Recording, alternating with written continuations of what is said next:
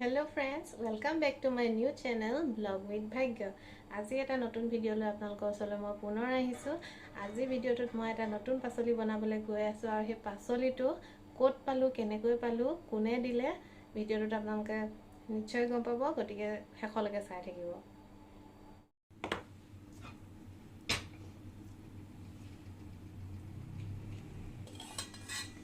স্কুলৰ পৰা আহি থাকোতে নদীত মাছ ধৰি থকা দেখি কেইটামান মাছ লৈ আহিলো।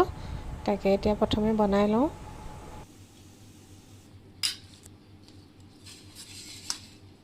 হালধি কম হ'ব। হালধিখিনি ভালদৰে সানি লওঁ।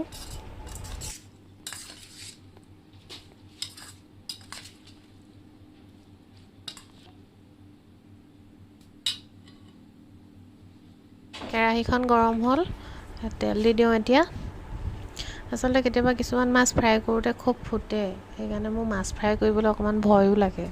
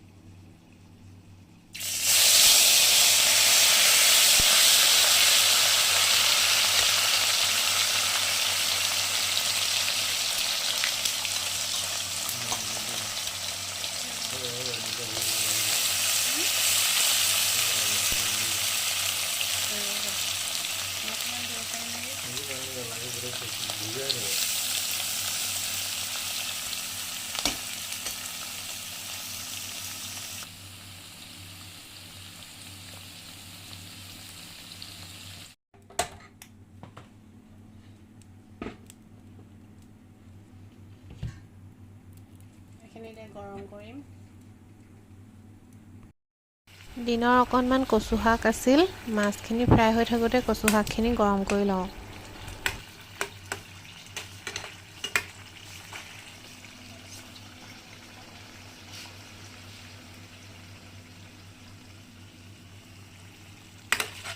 আমাৰ মাছ বনি আছে।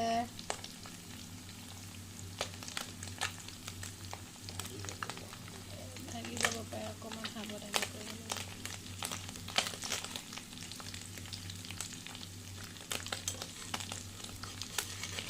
আমি স্কুলৰ পৰা আহোঁতে ৰাস্তাত নদী এখন পাৰ হৈ আহিলোঁ। আজি আমি বেলেগ এটা ৰাস্তা দি আহিলোঁ। এই নদীখন পাৰ হৈ আহোঁতে দেখিলোঁ দুটামান ল'ৰাই মাছ ধৰি আছে। তাৰপিছত মানুহজনে ক'লে বোলে মাছ লৈ যাওঁ ৰ'বা, ল'ৰাকেইটা লগালগ তাজা তাজা মাছ লৈ আহিছোঁ। এয়া মই ফ্ৰাই কৰি আছোঁ।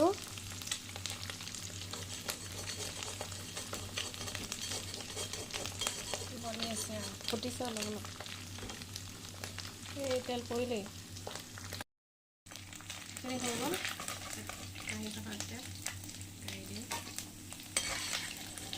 আৰু অকণ শাক এবিধ দিছে স্কুলৰ বাইদেৱে। এইবিধ শাক কেনেকৈ খাই নাজানো, এইবাৰ প্ৰথম খাই চাম কেনেকুৱা হয়। পোখা শাক বুলি কৈছে। ইয়াক আলুৰ লগত ভাজি কৰি খাব লাগিব। আলুখিনি অলপ মিহি মিহিকৈ কাটি ল'ব লাগিব। কাটি পেলাই এই ৰচুন থেতালি পেলাই ভাজি কৰি খাবলৈ কৈছে। কেনেকুৱা লাগে খাই চাওঁ। আপোনালোককো ক'ম মই খাই কেনেকুৱা পাইছোঁ। কি কিন্তু সদায় নিজৰ প্ৰয়োজনীয় বস্তুবোৰ সদায় লৈয়ে থাকোঁ, কিন্তু তাৰ মাজতে যেতিয়া আপোনাক কোনোবাই সৰু বস্তু এটা উপহাৰ হিচাপে দিয়ে, সেইটোৱে হৈছে আমাৰ বহুত মনৰ এটা ফূৰ্তি, এটা আনন্দ। সেইবিলাকেই হৈছে আমাৰ সৰু সৰু সুখ।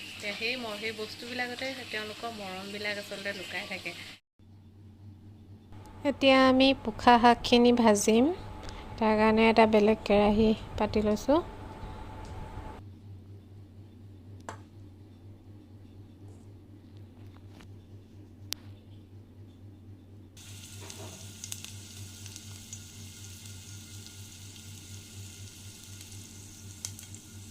ৰচুন অকণমান, দুফুটামান, আৰু জলকীয়া এটা, শুকান জলকীয়া এটা ভাঙি দিলোঁ।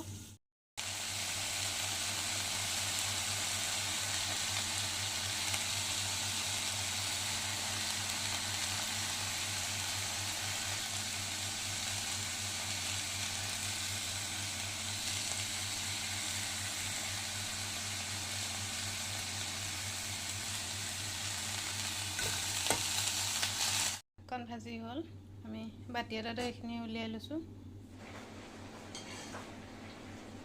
মাছৰ চব্জি অকণ বনাইছোঁ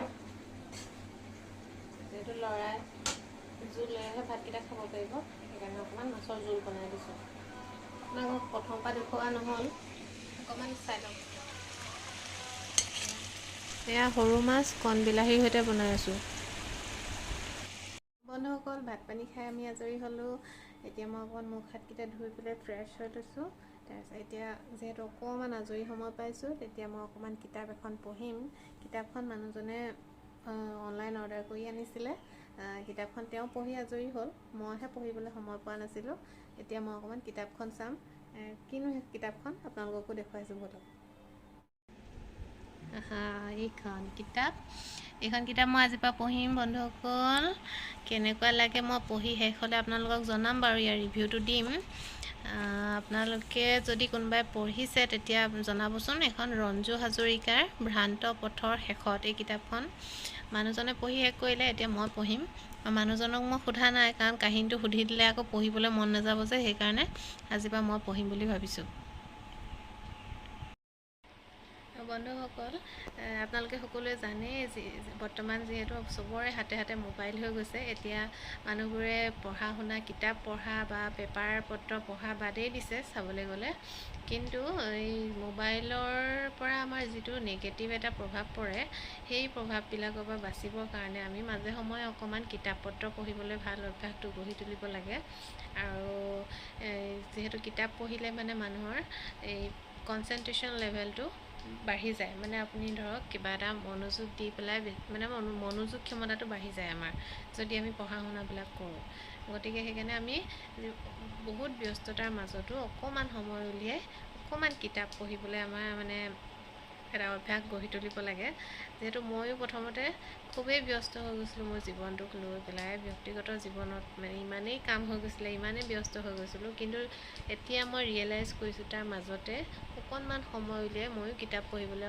আৰম্ভ কৰিছোঁ আজি মই আপোনালোকক দেখুওৱা কিতাপখন মই আজিৰ পৰা পঢ়িবলৈ আৰম্ভ কৰিম আৰু পঢ়ি হ'লে মই আপোনালোকক নিশ্চয় জনাম কেনে পালোঁ আপোনালোকেও যদি সময় পায় কিতাপ পঢ়িবলৈ চেষ্টা কৰিব এইটো এটা খুবেই ভাল অভ্যাস আৰু যদি মোৰ চেনেলটো চাই অকণমান হ'লেও কিবা এটা ভাল পাইছে তেতিয়াহ'লে চেনেলটো লাইক কৰিব আৰু ছাবস্ক্ৰাইব কৰি দিব আৰু যদি কিবা আপোনালোকৰ ক'বলগীয়া থাকে তেতিয়াহ'লে কমেণ্ট ছেকশ্যনত নিশ্চয় কমেণ্ট কৰিব ধন্যবাদ